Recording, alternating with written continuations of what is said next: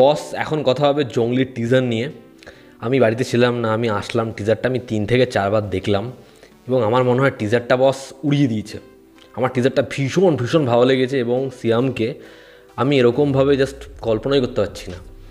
তারা যেরকম first look drop করেছিল সেটাতে ওই কাক বসে রয়েছে, যেরকম ওর লুকটা ছিল খুব রাগেড, ওটা দেখে আমি বারবার করে একটা কথা বলি, ওই দাসারা বা পুষ্পা ওরকম একটা ভাইবস আসছিল।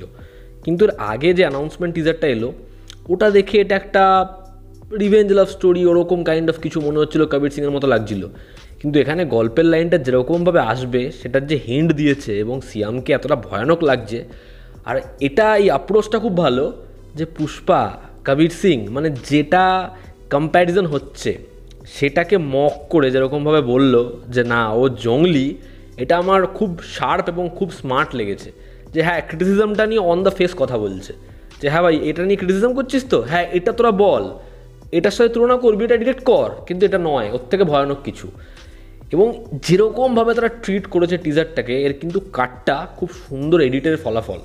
আমি কেন বলছি, দেখো ওই প্রথম দিকে ওই যে ধোয়া আগুন ওই সংলাপটা মিল করে আসছে, ক্যারেক্টারটাকে ইন্ট্রোডিউস করানো হচ্ছে, tight close up back shot এগুলো আসছে আসছে আসছে, এবং যখন থেকে ওর লুকটা রিভিল করা হলো মস্তি আছে। এবং তারপর এই ক্যারেক্টারটা কতটা ভয়ানক, এবং এ সবার জন্য জঙ্গলি নয় কথাটা বলছে, মানে এরও একটা হয়তো এর আগে সফট দিক ছিল, একটা মেয়ে ছিল যে মেয়েটাকে ভালোবাসতো, যার জন্য সব করেছিল, কিন্তু মেয়েটা ওকে ছেড়ে চলে যায়, বা মেয়েটার হয়তো কোনো একটা ডিজিজ হয়েছে, মেয়েটা মারা যায়, কিন্তু মেয়েটা ওকে চিট করেছিল, অন্য কাউকে বিয়ে করে।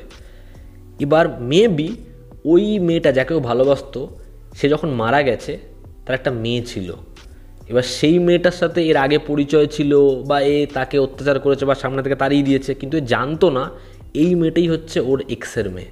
এবার সেই বাচ্চা মেয়েটা ছোটোবেলা থেকে কাউকে পায়নি, সবাই তাকে ছেড়ে চলে গেছে, সংলাপেও আছে।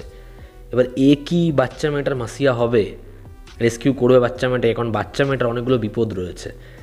এবং তারপরে যে ট্রান্সফরমেশনটা আসে, যে ও বাচ্চা মেয়েটাকে পিছনে নিয়ে আসছে, তার কাঁধে উঠে রয়েছে বাচ্চা মেয়েটা, চোখে গগলস পরা, এবং ওর একটা সিগনেচার রয়েছে, ও ব্যাট দিয়ে সবাইকে মারে। ওই যে একদম লো অ্যাঙ্গেলে শটটা, হাত থেকে ব্যাটটা নামাচ্ছে বা বাইকের মধ্যে ব্যাটটা লোড করছে, এবং ওর শার্টের পিছনেও কোনো তরবারি নয়, ওই ব্যাটটা রয়েছে, ওটা আমার হেভি লেগেছে। এবং দেখো ওই যে পুষ্পার মতো, পুষ্পা শাড়ি পরেছিল, ও যেরকমভাবে লুঙ্গিটাকে ভাঁজ করছে, র্যাপটা চলছে, যেরকমভাবে শটটা আসে, বা কবির সিংয়ের মতো আগে তো ইন্ট্রোডাকশন দিয়ে দিচ্ছে, তো এগুলোকে যেরকম ব্যবহার করেছে না, ভীষণ ভালো ভীষণ ভালো। সিয়ামকে দেখতে খুব ভালো লাগছে, একটা পাওয়ার প্যাক্ট পারফরমেন্স আমরা পেতে পারি। এবং টিজারটাকে আমি বললামই খুব ওয়েল এডিটেড টিজার এটা। বাচ্চা মেয়ের পোর্শনটা অল্প রিভিল করেছে, গল্প বেশি কীভাবে করেনি আমরা অ্যাজিউম করব, এরকম গল্প হোক না, ক্ষতি কী আছে, টাইট স্ক্রিন প্লে হোক, মস্তি দিক, ব্যাপক পারফরমেন্স হোক, এবং ক্যালাকেলি থাকুক, অ্যাকশন থাকুক জমজমাটি, ছবিটার মধ্যে ইমোশনাল যে ডেপথটা সেটা ভরপুর থাকুক, লোকে দেখবে, লোকে এরকম ধরনের ছবি পছন্দ করে, দেখে।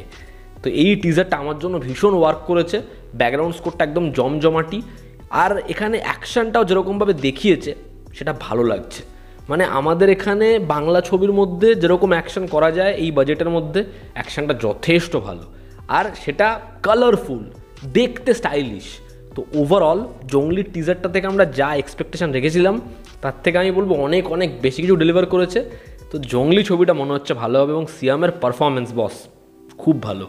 আমার তরফ থেকে এই টিজারটাকে বিগ থামস আপ। তোমরা যারা এই টিজারটা দেখেছো তোমাদের কি অপিনিয়ন জানিও, জনতা আমাদের পাশে আছে। আবার দেখা হচ্ছে, love you all, stay bye, take care.